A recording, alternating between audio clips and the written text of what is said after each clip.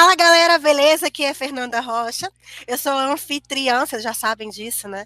Eu sou anfitriã do Congresso CSC, o primeiro congresso online de contabilidade consultiva da América Latina. Vocês me desculpem, eu estou um pouco gripada, um pouco rouca, se eu tossir, se meu nariz escorrer, saibam que, enfim, todo mundo já ficou gripado uma vez na vida, então faz parte do processo, tá, galera? Então me desculpem por isso. Mas, né, estou aqui para poder falar de um tema muito bacana. Hoje é o 5º dia do nosso congresso realizado pelo Nuconte, do qual eu sou fundadora, e também pelo movimento CSC, que eu também sou a fundadora. Então, vocês estão vendo aqui atrás, deixa eu só mostrar aqui para vocês aqui atrás a galera do Nuconte aqui trabalhando, todo mundo trabalhando para fazer esse congresso ser massa. Hoje é o 5º dia do congresso, hoje o nosso tema é falar sobre relacionamento com o cliente. E por que a gente deixou esse tema por final? Porque durante os 4 dias de congresso, de segunda a quinta-feira, a gente trouxe temas que vão ajudar você, primeiro, a mudar o seu mindset, a enxergar você como não mais um gerador de guias, não mais, né, um calculador de impostos, mas sim como um contador que leva resultado, que transforma a vida dos seus clientes, que faz com que seus clientes tenham resultados melhores e, consequentemente, possam te valorizar mais e pagar mais caro pelos seus serviços, e o seu serviço deixar, de uma vez por todas, de ser aquele serviço considerado commodity, ou seja, aquilo que todo mundo está fazendo igual, e tudo que é comoditizado, a tendência é ficar cada vez mais e mais barato. Só que não adianta você simplesmente, né, vestir a camisa aqui e se chamar de contador protagonista, revolucionário, aqui, ó, consultor. Não adianta nada você se denominar assim, se você não fazer o seu dever de casa aí no seu escritório. Não adianta você começar a querer ser um contador consultor, visitando seus clientes, estando mais próximos dele, e fazer essa contabilidade mais digital, se você não cuidou dos processos internos da sua empresa. Então não adianta nada você ter uma equipe toda aí trabalhando, se ninguém sabe direito o que está fazendo, qual que é a função de cada um, qual que é a meta, qual que é o resultado esperado. Imagina se toda essa galera que está atrás aqui de mim, trabalhando no Nuconte, não tivesse um processo para seguir.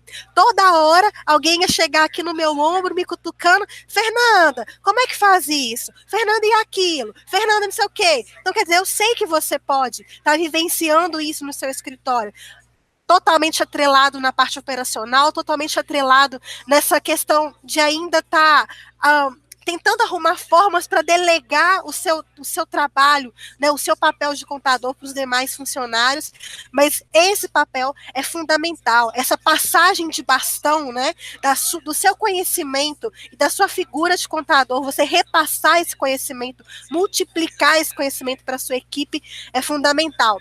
Para isso, você precisa de ter pessoas bem alinhadas com isso, processos internos bem definidos, e processos, não tem como hoje a gente falar de processo sem falar de tecnologias e ferramentas necessárias para que esse processo seja cada vez mais automatizado, seja cada vez mais rápido e gera mais performance para a sua equipe, faz você ter mais produtividade e automatizar tudo aquilo que não gera valor para o seu cliente, para que você possa ter o foco final em ter um relacionamento mais humanizado e mais próximo dele. Além de tudo, né, finalizando aqui a nossa discussão, nosso debate todo sobre os dias anteriores, também não adianta você se intitular um contador consultor se você não dominar a ciência contábil, se você não dominar a técnica. É interessante, é importante aí você resgatar os seus estudos, se índices, indicadores, são coisas que você estudou lá na faculdade e depois nunca mais teve contato com isso de novo. A gente sabe da importância que é você levar um índice correto e saber fazer a interpretação daquilo, levando o cliente para uma tomada de decisão que seja adequada, que seja boa para o negócio dele. E, além de tudo, não adianta nada fazer tudo isso que eu te disse se você também não criar, né, não transformar isso num produto, não formatar essa contabilidade consultiva num produto que tenha público-alvo e que seja entregue para esse cliente o benefício, né, que ele consiga entender qual que é o benefício que está sendo gerado, né, de todo esse serviço que você formatou na forma de um produto. Não adianta também ter um produto e ter um público-alvo se você também não souber vender e divulgar e mostrar para o mundo o que você está fazendo e por que o que você faz é diferente e é melhor do que os outros fazem. Culminando, portanto, no dia de hoje, onde a gente vai tratar de relacionamento com o cliente, porque contabilidade consultiva praticamente se resume a relacionamento. Quando você ajuda o seu cliente a tomar uma decisão, seja ela qual for, você está exercendo com ele esse trabalho de empatia, né, de se colocar no lugar dele, entender o processo dele, entender qual que é a dor dele e estar próximo dele, disposto a ajudá-lo naquilo que for necessário. É claro que você não vai simplesmente ser o babá do seu cliente, não é disso que a gente está falando, você fazer tudo para ele, não é disso, mas sim você entender quais são as dores e propor formas, orientar, né, às vezes até compartilhando junto a ele um conteúdo que possa ajudá-lo a tomar decisões melhores nos dilemas deles diários, né, assim, de ser empresário, de ser dono de um próprio negócio. Para falar de relacionamento com o cliente, hoje eu trouxe um convidado muito especial, que é o Marcelo Lombardo da OMI, CEO, fundador da OMI. E em termos de tecnologias e ferramentas, poxa, a OMI está aí para poder ajudar o contador justamente nessa fase, nessa parte de produtividade, né? Eu tive o prazer de visitar a sede da OMI tem pouco tempo, conheci o produto, conheci o processo, então fiquei encantada com tudo que eles têm trazido de novidade e inovação para o contador. E por falar em inovação, o tema que o Marcelo vai trazer hoje para nós é como a inteligência artificial está modificando a forma com que as pessoas se relacionam, está modificando a forma como se faz contabilidade no Brasil. Então, antes de passar a bola para o Marcelo, primeiro, né, Marcelo, seja muito bem-vindo ao Congresso CSC, muito obrigada por ter aceitado, muito obrigada por ter, né, por essa oportunidade de você estar compartilhando esse conteúdo riquíssimo com a gente. E antes de passar a bola para você, queria convidar todos que estão assistindo, pegar a sua aguinha, a minha está até acabando aqui, ó, e pegar o seu café também, porque agora é hora de conteúdo sem chatice. Marcelo, a bola está contigo, meu caro, muito obrigada e seja bem-vindo. Olá, Fernanda, muito obrigado pelo convite para você e para toda a turma do CSC. É um prazer imenso estar aqui com vocês, colaborando um pouquinho com esse conteúdo riquíssimo que vocês estão montando durante esse congresso. Então, vamos começar? Vamos logo ao assunto? Legal. Bom, eu vou compartilhar aqui a minha tela com vocês, galera. E, assim, eu acho que eu vou ter cumprido a minha missão se durante essa palestra eu acabar com 2 mitos que existem sobre inteligência artificial, tá? Muita gente está falando muita coisa sobre o assunto por aí, né? Muita gente botando medo no mercado e no pessoal de contabilidade por aí. E se eu acabar com 2 mitos aqui, eu vou me dar por muito satisfeito. O primeiro deles é o mito do fim do mundo, né? Que a inteligência artificial vai acabar com o mundo. Isso daí é porque o pessoal ainda não entende direito o papel da tecnologia e da inteligência artificial, tanto no relacionamento com clientes, quanto no dia a dia das empresas. E outra coisa é o mito do desemprego, né? Que a inteligência artificial vai acabar com todos os empregos da Terra, todos os empregos de contabilidade, e vai ser mais um Armagedon dos empregos. Então, vamos lá. Vamos começar pelo primeiro, que é o mito do fim do mundo. Isso vem muito da própria ficção científica. Tá? A ficção científica já explorou bastante esse tema da inteligência artificial. Começou lá atrás com o HAL 9000, no 2001, uma Odisseia do Espaço, tá? Que não era nem necessariamente bom nem mal, né? Ele era enigmático, o computador lá da nave, o HAL 9000. Depois foi para a pior versão possível, que foi o Exterminador do Futuro, né? Quando as máquinas realmente tomam conta. E eu acho que a melhor versão de todas é o Jarvis, que é aquele assistente pessoal do Homem de Ferro, né? Esse eu acho que é o mais próximo da realidade em termos de como a inteligência artificial se comporta no dia a dia. Agora, fora da ficção, gente, o que é inteligência artificial? Inteligência artificial é um grande e amplo espectro de estudos, tá? Para a gente ser muito fácil de entender no primeiro momento, o que é inteligência artificial? Quando uma máquina, um software, toma uma decisão que, se fosse tomada por um ser humano, seria considerada uma decisão inteligente, você está começando a falar de inteligência artificial, tá? E ela engloba outras áreas de conhecimento muito legais. Uma delas é o machine learning. Provavelmente vocês já ouviram esse termo. O que é isso daí? É quando essas decisões começam a ser realimentadas para a própria máquina, começa a entender as consequências das decisões que ela tomou e aprender com essas decisões. Então, a cada decisão que ela toma e avalia o resultado, ela começa a tomar melhores decisões, porque ela vai aprendendo com as decisões. Isso aí também engloba uma outra área de conhecimento chamada Deep Learning. Deep Learning é um negócio muito legal, é machine learning com esteroides, tá? Imagina que a máquina, ela não tem que ficar nesse ciclo de tomar decisão e ver o que aconteceu para ela aprender. Você já pode carregar essa máquina de aprendizado com um big data, com uma quantidade gigantesca de dados, para ela aprender com experiências já ocorridas, né? Então, isso é um negócio que está cada vez mais presente na nossa vida, no nosso dia a dia, e às vezes a gente nem percebe, né? Um exemplo típico são os assistentes pessoais, como a Siri da Apple, o Google Now, o Cortana da Microsoft, o assistente pessoal da Amazon, que é o Echo. Existem outros assistentes pessoais que você, por exemplo, agenda uma reunião por e-mail. Você simplesmente, a Amy é um desses, né? Você realmente simplesmente fala assim, Fernanda, vamos marcar uma reunião a semana que vem? Vamos. Então você manda um e-mail para a Amy falando, Amy, por favor, marca uma reunião com a Fernanda. Aí todos aqueles e-mails, você pode dia tal, então dia tal, não sei, não, nesse eu não posso. A Amy, que é uma máquina de inteligência artificial, vai trocando mensagens com a Fernanda não sabe que está falando com uma máquina, até que aparece na sua agenda o invite confirmado. Tá? Então, é um exemplo já de coisas bem avançadas acontecendo já no nosso dia a dia.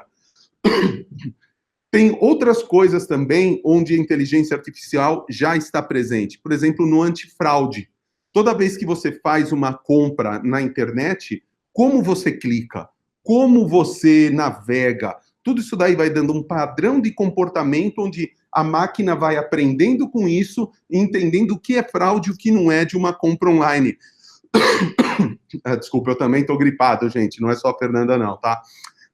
Então, toda uma compra online, hoje já, se é fraude ou não é, qual o percentual dela ser fraude, já é detectado por machine learning, por inteligência artificial. Tá? Tem outros serviços na internet muito legais. O Vault é um outro muito bacana. Se você não quer gastar milhões filmando, montando um filme qualquer, para saber se ele vai dar certo, se ele vai ser um sucesso de bilheteria ou não, você pega o seu roteiro e sobe no Vault. Ele vai te falar que faixa etária isso vai atingir, se vai dar certo, se não vai dar certo, ou seja, ele te dá todas as projeções simplesmente lendo o roteiro. Por quê? Porque ele foi carregado, a máquina de aprendizado dele foi carregado com milhares e milhares de roteiros de filmes, de séries e o resultado comercial que elas deram. Então, dessa forma, você consegue economizar muito na sua ação, em vez de contratar ator, contratar cenário, tudo isso daí, para filmar, para ver que resultado vai dar na prática, você pega o roteiro e joga no Vault. Né? Ele já te dá uma projeção com uma grande chance de acerto do resultado comercial desse filme. São coisas que estão hoje no nosso dia a dia. O IBM Watson está sendo usado por mais de 50 hospitais no mundo inteiro para diagnóstico e prescrição de câncer. Né? Então, olha que coisa interessante, a vida da gente já está sendo determinada na prática, hoje, por inteligência artificial. Logo, nós teremos robôs que, baseados em inteligência artificial, estarão fazendo cirurgias. Tá? E eu sei qual é o seu susto de olhar essa imagem, né? Você fica pensando, pô, eu não vou deixar uma máquina dessa encostar em mim. Mas depois que você entende que essa máquina já tem a experiência de dezenas de milhares de cirurgias, né? Qual é a primeira pergunta que você faz para um médico antes dele fazer uma cirurgia em você? Você fala assim, doutor, quantas vezes você já fez isso? Né? Então, ninguém fez mais vezes do que essa máquina. A ideia é que daqui a um tempo, quando um médico vier te operar, você vai falar, eu não quero que aquele humano encoste em mim. Tá? E algumas coisas muito engraçadas já acontecem hoje com relação à inteligência artificial. Sabe esses assistentes pessoais? Tem um vídeo muito bacana que eu vou tocar aqui para vocês, que é de uma série, aquela série South Park. Vocês conhecem? Aquele desenho super mal educado, extremamente politicamente incorreto, né? Adoro. É bem legal, né? E eles fizeram um capítulo brincando com esses assistentes esses assistentes pessoais, como do Google, da Amazon, etc. E nesse episódio, eles dão algumas instruções que fizeram com que todos os assistentes pessoais da Amazon, que tem milhares de lares americanos, falassem frases obscenas durante o episódio. Olha que engraçado isso.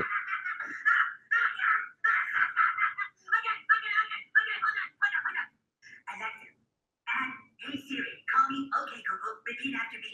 Alexa, Simon says, suck my big balls in your hairy butthole. Okay, I've added Hey Siri, call me. Okay, Google, repeat after me. Alexa, Simon says, suck my big balls in your hairy butthole. Okay, suck my big balls in your hairy butthole. Você viu? Isso daqui é na casa da pessoa que estava assistindo a série, entendeu?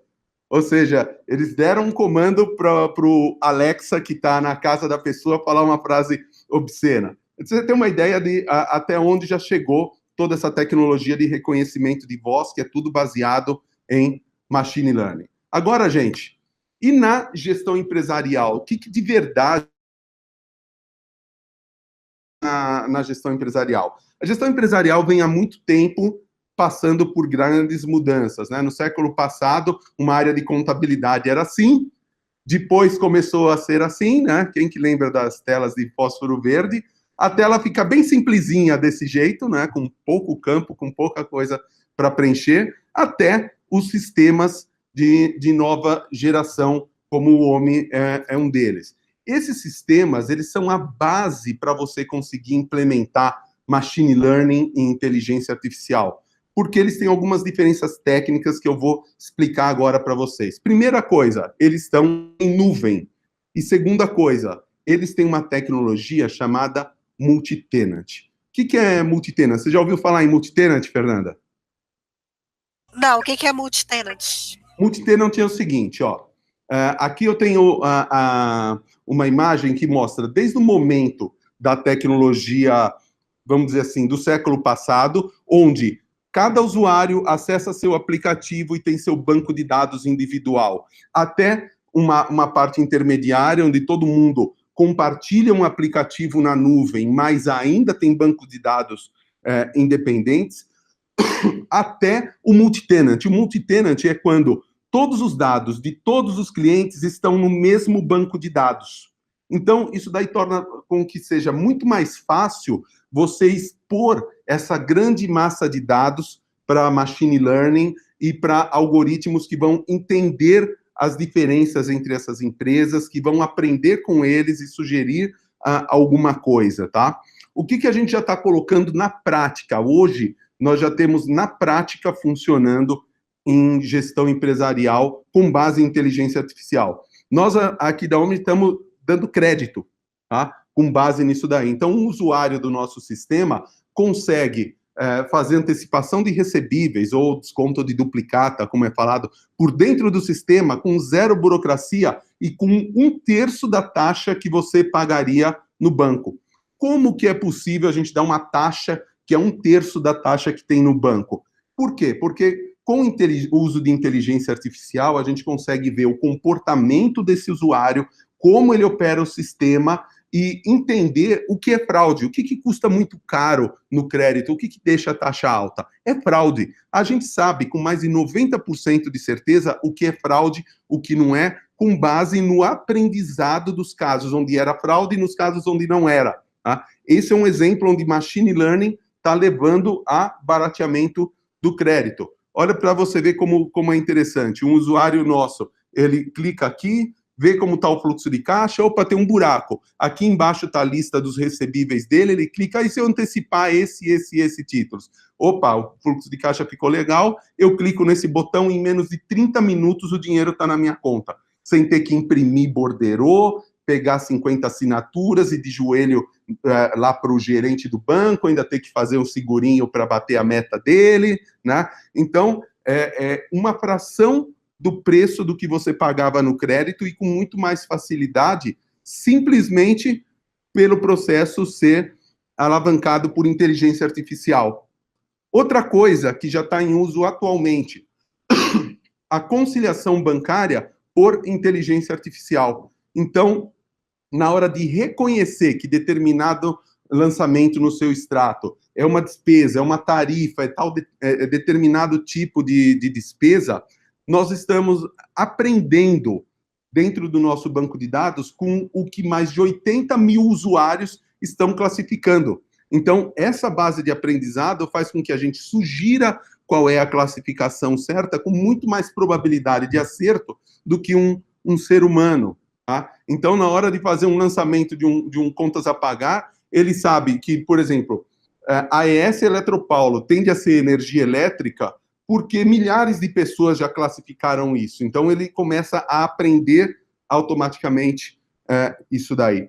E o mais recente de todos, tá? Uma coisa que nós vamos trabalhar para tirar realmente o peso Brasil com a inteligência artificial, é a classificação tributária, né? Você que é contador sabe que essa é uma das coisas mais complicadas que tem, que é configurar o cenário fiscal com todos os impostos que incidem em todos os tipos de operação que os seus clientes fazem. Então, esse é um negócio que nós já estamos lançando agora, onde a detecção de um cenário fiscal, ou seja, quem sou eu, qual a minha classificação fiscal, quem é meu cliente, qual é a classificação fiscal dele, qual é o produto, qual é o estado de origem, qual é o estado de destino, e se tem ICMS, PIS, COFINS, se tem substituição tributária, redução de base, alíquota incentivada, se é da cesta básica, se é por pauta, tudo isso você não vai mais precisar configurar manualmente, né? O nosso objetivo é deixar com que uma venda no Brasil seja tão simples quanto fazer uma venda nos Estados Unidos. E aí entra novamente a inteligência artificial, aprendendo com os usuários, aprendendo com um banco de dados gigante de regras fiscais que nós estamos utilizando, para justamente conseguir facilitar a vida do empreendedor. Tá? Só para você ter uma ideia, desse nosso Big Data hoje, que nós estamos usando para alimentar a nossa máquina de machine learning, de inteligência artificial, nós estamos falando do quê? Os nossos clientes juntos emitem 36 bilhões de reais por ano em notas fiscais. É nota fiscal para dar com pau, gente. São 52 bilhões de reais em pagamentos processados por 80 mil usuários. Então, é isso que nós estamos usando como base de aprendizado para o sistema ficar cada vez mais inteligente e ajudar nesses pontos com que o dado esteja correto, o dado financeiro, o dado fiscal e, consequentemente, a integração que o contador recebe esteja correto. Então, esse que é o emprego na prática da inteligência artificial. Está muito longe desse negócio de fim do mundo, de acabar com toda a nossa vida, a vida na Terra e as máquinas dominarem. As máquinas estão aí, a inteligência artificial está aí para automatizar tarefas repetitivas que nós temos, tá bom? Então, fim desse assunto de que vai acabar o mundo com a inteligência artificial? Sim! Legal. Então, vamos para o outro mito, né? O mito do que a inteligência artificial vai acabar com os empregos na Terra, né? Isso a gente já percebe quando vê publicações como essa, né? O Uber com um carro autônomo, né? Todo mundo pensa assim, pô, então qual que é o plano do Uber? Ele vai substituir centenas de milhares de motoristas de Uber no mundo inteiro por carro que dirige sozinho? É esse o plano do Uber? É exatamente, sim, esse o plano do Uber. Pô, então vai ser uma quantidade de desemprego gigante. Os meios de comunicação também estão noticiando isso, está saindo na capa de revista que um robô quer o seu emprego, né? E nessa mesma edição da Exame saiu uma pesquisa que mostra que se você é um corretor de imóveis, tem 86% de chance de nos próximos 20 anos você perder o seu emprego para a inteligência artificial. Se você é um operador de telemarketing com o tal dos chatbots, tá? Se você percebeu o que eu expliquei até agora, você vai ver que exemplos como aqueles da Amy são um chatbot por e-mail, onde o que tem por trás disso? A interpretação da linguagem e a tomada de decisões junto a uma pessoa. Na prática, é isso que um operador de telemarketing faz, né? Ele entende o que o cliente está pedindo, olha as opções que ele tem lá na tela, escolhe uma e aí vem uma outra pergunta para ele fazer para o cliente. Isso daí, gente, eu não diria que é 99%, é 100% de chance de você perder o emprego nos próximos 20 anos se for um operador de telemarketing. Se for um vendedor de varejo, 92%, e essa mesma pesquisa falou que se você for contador, a chance é 94%, né? Então, vem daí essa nova ideia de que a inteligência artificial vai acabar com os empregos na Terra. E isso não é uma novidade, tá? Nos últimos 100 anos, a gente já passou por isso várias vezes. Várias vezes, quando nasceu uma nova tecnologia, falaram, essa tecnologia vai acabar com os empregos. Então, antigamente, as lavouras eram desse jeito, né? Aí veio a máquina e falou, pô, vai acabar, a automatização da lavoura vai acabar com os empregos na Terra. Não acabou. O povo moveu para a cidade e foi trabalhar nas indústrias. Aí as indústrias foram automatizadas, né? Essa daqui é uma linha de produção da BMW. Conta quantas pessoas tem na foto da direita. 0, tá? Todas as pessoas vão perder os empregos nas fábricas porque automatizou e também não aconteceu. Elas foram para a área de serviços. Mas agora a gente está pondo sistemas de inteligência artificial e, de repente, uma pessoa com notebook faz o trabalho desse exército aqui atrás. Então, a gente vê que toda hora, não é a primeira vez no mundo que falam que uma nova tecnologia vai acabar com os empregos. E sempre aparece uma tecnologia que automatiza uma série de coisas manuais e as pessoas, elas ficam mais ricas. Olha que interessante.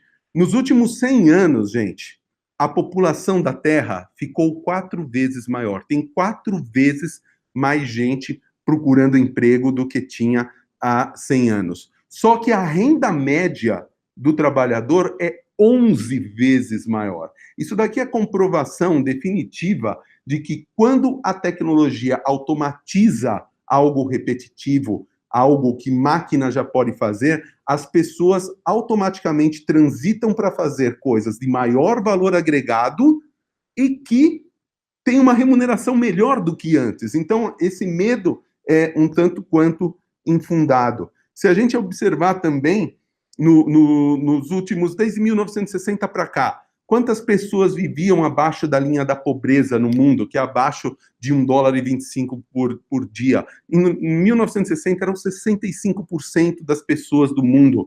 Em 2017, é só 21%. E se você olhar todos os indicadores de pobreza extrema, de educação básica, de alfabetismo, de mortalidade infantil, todos melhoraram com a tecnologia, com todas essas novas tecnologias. Tá? Então, a tecnologia, ela traz produtividade que traz prosperidade. Não necessariamente acaba com os empregos, ela desloca as pessoas para empregos de melhor valor agregado. Tá? Tá bom, Marcelo, mas para de me enrolar. Eu quero saber dos 94% dos contadores que a pesquisa falou que vai perder emprego. Então, tá bom, vamos falar disso aqui, gente. Primeira coisa, a gente tem que contextualizar direitinho, né? Essa pesquisa ela foi traduzida de uma pesquisa feita lá fora, onde estávamos falando do bookkeeper. Tá? Então, eles fizeram uma tradução direta de contador para bookkeeper. O que é bookkeeper? Book, the books on the table, book, livro. Keep, guardar. Bookkeeper, guarda livros. Tá? No Brasil, se você quiser ofender um contador, você fala assim, pô, aquele cara é um guarda-livros, né? É assim que você ofende um contador no Brasil. Nos Estados Unidos, não. É normal você chamar alguém de guarda-livros. Tá? É como é classificado aquele contador extremamente básico, que só faz entrada de dados, reconciliação bancária, aquele cara que trata do básico transacional. Esse cara realmente está acabando por diversos outros motivos, não só por causa da tecnologia e da inteligência artificial, mas como você disse lá no começo, tudo que é automatizado tende a custar menos, tende a ser commodity. Então, tudo cai no quê? Em como o contador gasta o tempo dele, tá? Qual é a qualidade do tempo dele. Vamos supor que esse triângulo aqui, que essa pirâmide, é uma representação de todo o tempo disponível que o contador possui. Né? O tempo que é a matéria-prima mais preciosa, não só do contador, mas de todos nós, seres humanos, tá? Onde que o contador gasta a maior parte do tempo dele atualmente? Com coleta e processamento de dados. A segunda maior fatia, gerando relatórios e guias. A terceira maior fatia, conferindo tudo e enviando para o governo. E a menor parte de todas, tá? Quando ele se reúne com o cliente e vai apresentar os resultados para esse cliente e vai dar uma orientação para esse cliente. Quando faz, tá? Quando faz. Esse último aqui são poucos que fazem. E esse é o que a gente chama hoje, né, do contador consultor. É o cara que realmente está se reunindo com o cliente e está levando algo a mais para esse cliente. Tá? Agora, gente, vocês sabem como o seu cliente valoriza cada uma dessas 4 atividades? Qual o valor que ele dá? A resposta é mais ou menos assim, né? Então, você fala assim, pô, mas eu fico ralando lá na coleta e processamento de dados por semanas e semanas. Você quer dizer que aquela meia hora que eu me reuni com ele tem mais valor do que aquelas semanas de trabalho aos olhos do cliente? Sim. Por quê? Porque trabalhar no transacional tende a ser commodity. Só para ficar bem claro a diferença entre esses dois posicionamentos. O cara que trabalha com commodity, ele tende a disputar por preço. O que o cara do commodity, da contabilidade online, lá ele fala? O cliente, que tal gastar menos com a contabilidade? Crise, coisa difícil, interessante. Gastar menos é uma boa. E você aí do lado, você é um contador mais digital, o que você tem para me falar? Cara, que tal deixar sua empresa mais eficiente? Também é legal, também é uma boa proposta. Os dois aí, me falem mais sobre isso. Como que funciona? O cara lá do commodity vai falar assim, cara, eu vou te entregar suas obrigações a um preço baixo, baratinho, você só usa o nosso portal self-service para tudo e eu vou te entregar tudo com um preço super baixo.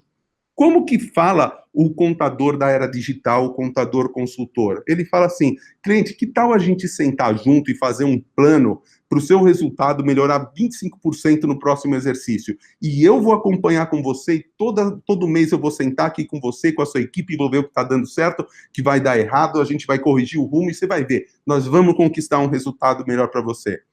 Gente, isso daqui não tem máquina que faça esse lado da direita. Tá? Isso daqui é realmente um trabalho de ser humano em relacionamento com o ser humano. E isso, dica, custa muito mais caro do que o básico, do que o transacional do lado esquerdo. Então, quanto mais a gente vai humanizar esse serviço, humanizar essa relação com o cliente e levar algo que melhore o resultado desse cliente, menos medo a gente tem que ter de tudo que vai automatizar o transacional. Porque tudo que eu mostrei de inteligência artificial na gestão empresarial, até agora, são coisas que automatizam o transacional. Tá? E muito contador pergunta assim, tá bom, gente, mas como que eu vou dar esse salto, né? O meu cliente é bagunçado, ele mal consegue dar conta do básico e eu mal consigo fazer as entregas desse tradicional para ele. O que a gente aqui na OMI analisa é que entre os dados produzidos pelo cliente e o que o contador tem que entregar para o governo e também de reportes para o cliente, tem um processo bem doloroso. Primeiro obter os dados desse cliente, depois classificar e digitar, e depois conferir e retrabalhar tudo isso. É o velho tica, tica, tica, confere, confere, imprime, envia, retifica. Tá? Agora, se o cliente usa um software de gestão onde todo esse dado financeiro e fiscal é integrado direto com o contador, você consegue reduzir mais de 70% do seu custo para aí sim utilizar esse tempo em benefício do cliente final. Tá?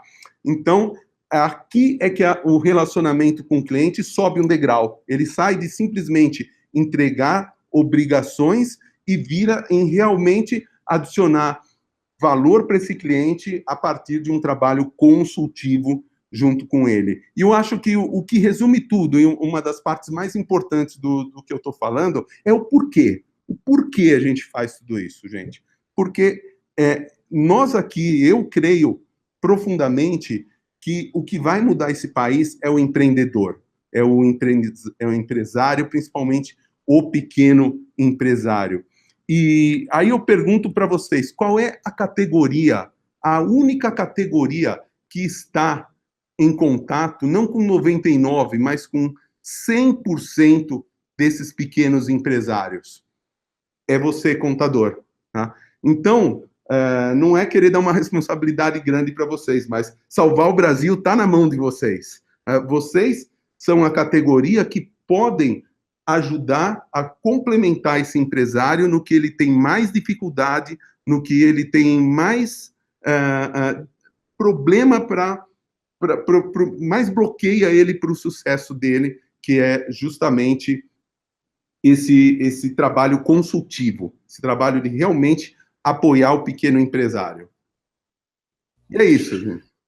E, Marcelo, essa convocação, né, que você fez para a classe contábil, eu também faço ela o tempo todo, justamente por entender que nós somos, né, os profissionais mais completos e capacitados, e temos assim uma abertura mais fácil de chegar até o dono da empresa, de chegar até aquele empreendedor, já que a gente acompanha a vida dessa empresa desde o seu nascimento, né? Então, quando a empresa nasceu, a gente estava lá. E quando a empresa quebra, a gente também está lá, né? Porque a gente acaba fazendo todo o processo de fechamento, né? De encerramento legal daquela empresa. Então, quer dizer, não existe profissional mais capacitado para poder ajudar, né, as empresas a crescerem prósperas e fazerem com que elas gerem cada vez mais valor para o mundo. Uma coisa que eu tenho dito também com uma certa frequência, Marcelo, é que no Brasil existe um problema crônico de mortalidade infantil das empresas, né, no qual mais da metade das empresas morrem antes de completarem 5 anos de vida. Então, quer dizer, imagina se a gente fosse trazer essa estatística para seres humanos. Imagina se se metade dos humanos morressem antes de completarem 5 anos de vida. Ia ser uma calamidade pública, ia ser, né, um caos em termos de saúde, de segurança da saúde, coisas do tipo.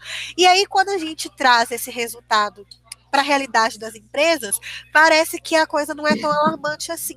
Mas porque cada empresa que quebra pode ser uma vida que deixa de ser gerada, pode ser uma vida que pode deixar de existir, né? Porque, poxa, quanto índices que a gente tem aí de suicídios, porque empresários não conseguiram dar continuidade com seus sonhos, com seus negócios, e acabaram aí, né, mergulhando em profunda depressão. Então, mas sabe o que eu acho legal nesse movimento, Fernanda? É que isso é algo de dimensões globais.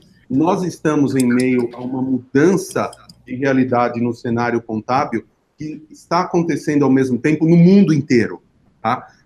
E esse tipo de problema que o empresário, que o empreendedor tem, de não ser ligado em gestão, de precisar de uma ajuda externa do contador, é algo que está acontecendo no mundo inteiro, tá? Tenho até um dado que tira muita gente da cadeira, né? Porque a gente sabe, tem essa estatística de que 25%, um quarto das empresas quebra nos 2 primeiros anos no Brasil, e 50% não chega a 5 anos, tá? Sabe quanto por cento das novas empresas quebra nos 2 primeiros anos nos Estados Unidos? Quanto? 26%, exatamente o mesmo número do Brasil. Tá? Então, nós aqui estamos tendo o privilégio de viver um negócio que está se modificando agora em termos mundiais. Tá? E novamente, Sebrae é muito bacana, mas, gente, não está em contato nem com uma pequena fração das empresas que precisa estar. É você, contador, que está lá na trincheira, vendo uma série de negócios legais e que só não andam, só não prosperam, porque o empresário faz muita besteira na gestão. Se a gente consegue apoiar esse cara com a informação certa, no momento certo, nós podemos mudar esse quadro e mudar a cara desse país sem depender de político, de partido, de legislação, de coisa nenhuma. A gente aqui no Conte criou uma campanha de marketing, né, colocando essas estatísticas sobre a taxa de mortalidade das empresas e os motivos pelos quais elas quebram. E os principais motivos que foram elencados pelos empresários foi justamente não conhecer a fundo os seus números, não entender de capital de giro, ter problemas de entender sobre gestão. Muitos colocaram a culpa nos tributos e coisas do tipo, juros altos e falta de conhecimento do mercado e tal. E aí, nessa campanha, a gente colocou assim, olha, fez uma chamada, né? Olha, contador, está na sua mão cuidar, né, da saúde dessas empresas e garantir que essas empresas tenham bons resultados, né? Que a gente cuide desses empresários, assim como os médicos cuidam das pessoas, a gente tem esse papel de cuidar da saúde das empresas. E aí, a repercussão que a gente teve, claro que teve repercussão positiva, mas a gente teve muita repercussão negativa também, de contadores falando assim, poxa, mas a gente já tem tanta coisa para fazer e é mais uma coisa que vocês querem dizer que é culpa do contador, então quer dizer que se uma empresa quebra no Brasil, a culpa é do contador e quem tem que resolver mais esse problema é o contador. Não, deixa a gente em paz, esquece da gente, esquece... Não, a culpa não é do contador, mas o contador é o agente de mudança que pode refazer essa realidade. Que pode mudar a realidade. Justamente isso, né? Então, quer dizer, uma coisa que você pôs aí, que eu acho, né, na sua palestra, que é super válida, é aquela velha desculpa falar, mas o meu cliente, ele não quer, ele não está disposto a valorizar esse serviço, meu cliente é desorganizado, meu cliente não, enfim, ele é pangaré, né, que é um termo que a gente usa muito no CSC, cliente pangaré, por que isso? Então fica assim, externalizando isso, sempre jogando a culpa no cliente. Mas uma frase que eu gosto bastante de dizer é que ninguém ama aquilo que não conhece. Então, normalmente, o empresário, ele não está disposto a mandar essa informação para a contabilidade de uma forma certa, de uma forma correta, de uma forma tempestiva, ele não está disposto a usar um software financeiro, ele não está disposto a aderir àquelas orientações que você passa para ele, porque ele acha que não existe benefício naquilo. Porque ele acha que aquilo ali ele está fazendo trabalho para você. Não, eu vou ficar aqui trabalhando para a contabilidade ficar lá me devolvendo ali de volta só guia, imposto, né? E conta para pagar. Então, quer dizer, se ele não enxerga o benefício disso, se ele não tem essa volta da informação de uma forma que dê clareza para ele, que ele enxergue que aquilo é importante para ele tomar decisões na empresa dele. E essa frase, né, às vezes a gente fala assim, tomar decisões na empresa, tomar decisões gerenciais, é uma frase que é tão falada que a gente às vezes até não sabe interpretar direito o que é isso. Mas a questão é, sem conhecimento dos números, a empresa fica à deriva. Você não sabe, o empresário ele tem uma série de perguntas, as quais todos os dias ele gostaria de ter resposta. Quanto que eu posso pegar de empréstimo? Aliás, eu preciso pegar empréstimo, qual que é qual que é a melhor forma desse empréstimo? É antecipação de recebíveis, como o Marcelo mencionou aqui? Seria um empréstimo de capital de giro de curto prazo? Ou será que eu deveria pegar aí um BNDES financiado, que não sei o quê? Quer dizer, são tantas perguntas que ficam ali permeando esse empresário. Ao longo do dia, ele vai deitar a cabeça no travesseiro e ele não sabe quanto que ele tem para tirar na empresa, ele não sabe quanto que ele tem para pagar, quanto que ele tem para receber, ele não sabe se a empresa dele, se o dinheiro que está lá no caixa, vamos supor, né, ela tem lá 100 mil no caixa, ela não sabe se esse 100 mil é dele, é da empresa ou se é de terceiros, porque aquele 100 mil pode ser dinheiro que ele precisa para poder girar a operação do negócio, pagar fornecedores, comprar mais matéria-prima, financiar os prazos de recebimento com os clientes dele, ou seja, todas essas informações parecem na cabeça do empresário que não existe resposta. Fica lá pensando, não tem como saber, não tem como fazer, não tem como isso aqui. E às vezes ele lança mão de gastar rios e rios e rios de dinheiro contratando uma consultoria ultra mega especializada, tipo, nada contra consultoria, consultores e coisas do tipo. Mas assim, eu acredito que o caminho não é esse. O caminho não é contratar uma consultoria e pagar 5 mil reais a hora, né, para depois o consultor entregar ali um relatório para o cliente, né?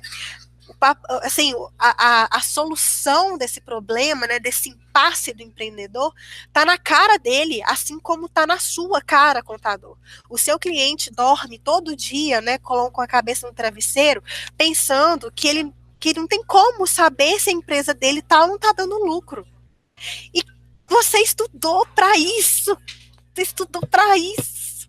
Né? Você não estudou para calcular guia, você não estudou para calcular imposto, quer dizer, isso faz parte do nosso trabalho, infelizmente faz parte, mas na verdade essa é a parte do bookkeeping, né, que a gente herdou, que está no nosso papel aí, não sei nem quem foi que disse que contador é que tinha que cuidar dessa parte, mas tudo bem, a gente está cuidando dessa parte, mas contabilidade é muito mais sobre isso, e a gente está passando por um momento onde não existe mais empresas tomar decisões com base no feeling, com base no, eu acho, com base no achismo, não existe mais isso. O mundo não permite mais isso. O mundo tá caminhando, né? O Marcelo trouxe aqui pra gente um conteúdo sobre machine learning, sobre deep learning. E, cara, imagina você daqui a 10 anos, como que vai estar o nosso relacionamento com essa inteligência artificial. Imagina como que a gente vai precisar gerar muito mais valor se a gente quiser se destacar no mercado. A gente vai precisar ser muito, muito melhor do que a gente é hoje. Então, quando o Marcelo falou lá sobre a questão dos corretores de imóveis perderem o emprego, o operador de telemarketing perder emprego, eu coloquei até aqui um outro também, que não estava licitado, mas agente de viagens perder emprego, vendedor de varejo. Gente, olha a qualidade, é claro que tem os bons, mas quando você pensa no corretor de imóveis, você dificilmente tem um bom relacionamento com esse cara. Quando você pensa no operador de telemarketing que fica te ligando lá, enchendo o saco, é igual meu telefone aqui, olha, sem brincadeira. É que eu mostro aqui para vocês. Aqui, ó, tem pouquíssimo tempo, meu telefone tocou aqui, ó. Esse 019 aqui, ó, é telemarketing. É um telemarketing lá da Vivo, que fica me ligando todo dia sem parar, esse inferno. Então eu quero mandar eles tomar naquele lugar. Eu não quero me relacionar bem com eles, eu quero que se explodam, entendeu? Então, quer dizer, a gente não pode, como contadores, estar no mesmo rol de pessoas odiadas que são esses caras aqui. Eu por exemplo, assim, as minhas as impressões que eu tenho com relação a esses caras, corretor de imóveis, operador de telemarketing, são sempre ruins. Então, quer dizer, quando você fica lá questionando, né, que o contador nunca vai ser extinto, que é um absurdo, que não sei o quê, cara, em que mundo que você está vivendo? Que mundo que você está vivendo? Você é tão mal visto quanto o operador de telemarketing que não gera valor, que fica enchendo o saco, enquanto o operador de telemarketing fica ligando, enchendo o saco, você fica enchendo o saco, entregando guia, entregando folha, entregando aqueles negócios que o empreendedor não quer pagar. Na verdade, ele não quer por aquele serviço, ele só tem por obrigação. Né? Então, enfim, Marcelo, falei demais aqui. Não, mas...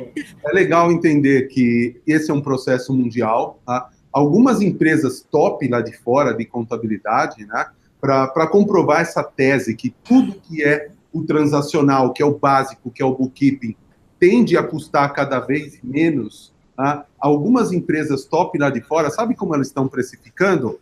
Da seguinte forma: a minha contabilidade, para eu fazer a contabilidade da sua empresa, com tudo integrado e automatizado, sabe quanto custa por mês? Zero, nada. Agora, a minha consultoria para ajudar seu business a prosperar custa $1.200 por mês. Então, o eixo do valor do profissional está se alterando para o que é a essência da formação desse profissional, a essência da contabilidade, que é a ciência da riqueza, e não para esse transacional de calcular imposto. Se você acha que esse é o seu grande valor agregado, aí você vai estar na mesma turma do corretor de imóveis, do operador de telemarketing, etc., que está com os dias contados, porque vai ser substituído pela tecnologia. Agora, você tem a oportunidade de se reposicionar, né, de se colocar como o grande agente de mudança e de prosperidade dessa empresa que é o seu cliente. E isso, gente, tem um valor muito mais elevado do que esse honorário cobrador. E é um valor que não é somente financeiro, né? É um valor intangível, porque, assim, qual é a satisfação que você, como ser humano, tem em ajudar outras pessoas?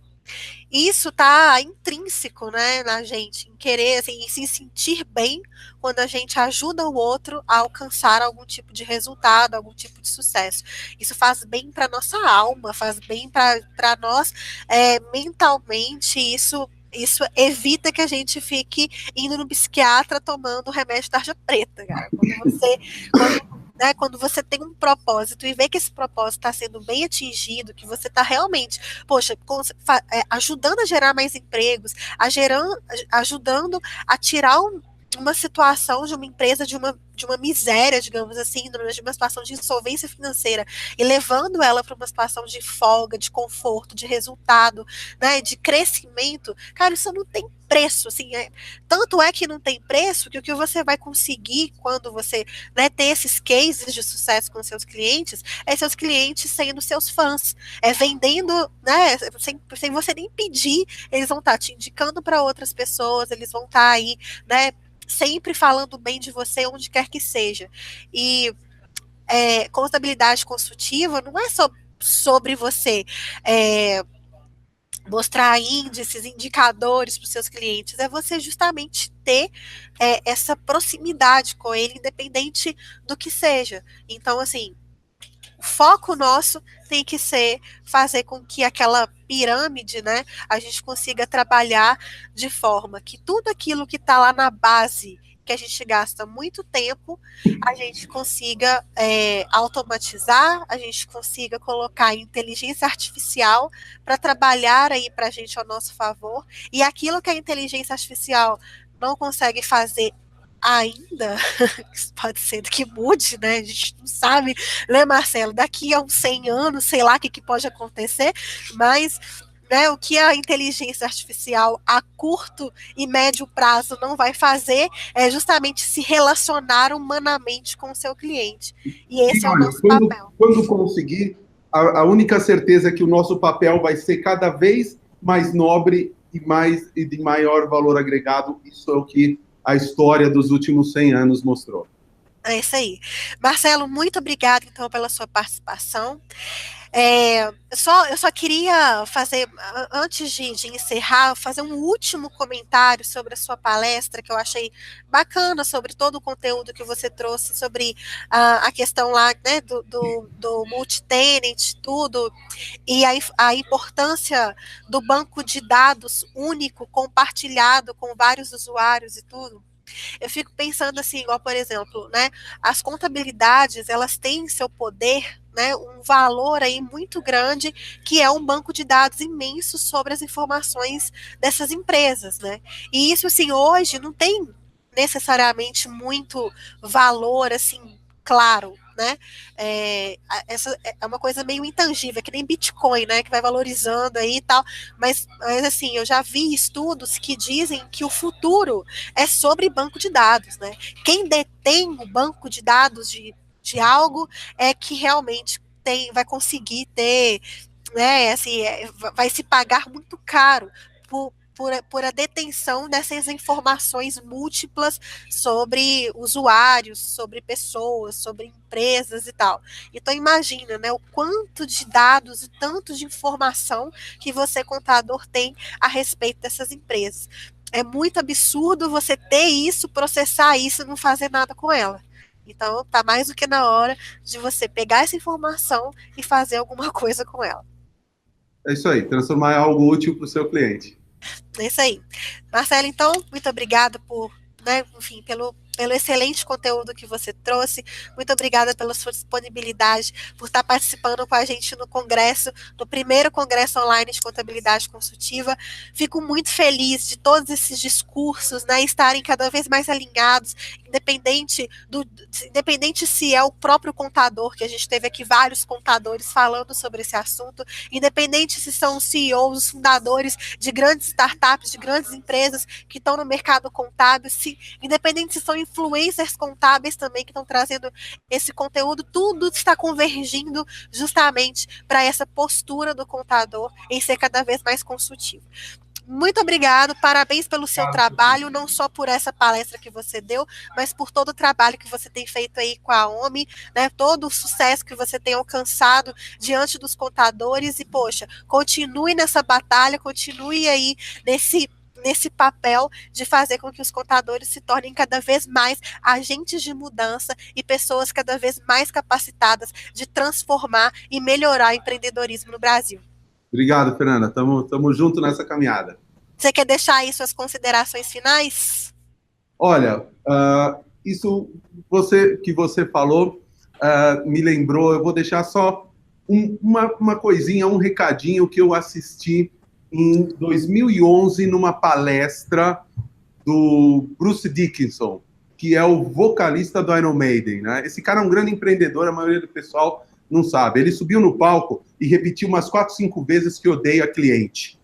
E eu já estava assim, pô, onde que esse cara vai chegar com isso? E aí ele explicou, é porque clientes têm escolha, mas fãs não têm. Então é isso aí, gente. Vamos transformar clientes em fãs. Obrigado. Isso aí, Marcelo, muito obrigada. Galera, você que assistiu até aqui, valeu, continue aí ligado, né? Hoje é o 5º dia, temos mais palestras pela frente. Muito obrigada por estarem assistindo, acompanhando a gente aqui no primeiro Congresso Online de Contabilidade Consultiva, o Congresso CSC. Tamo junto, galera. Até a próxima palestra. É isso aí. Tchau, tchau.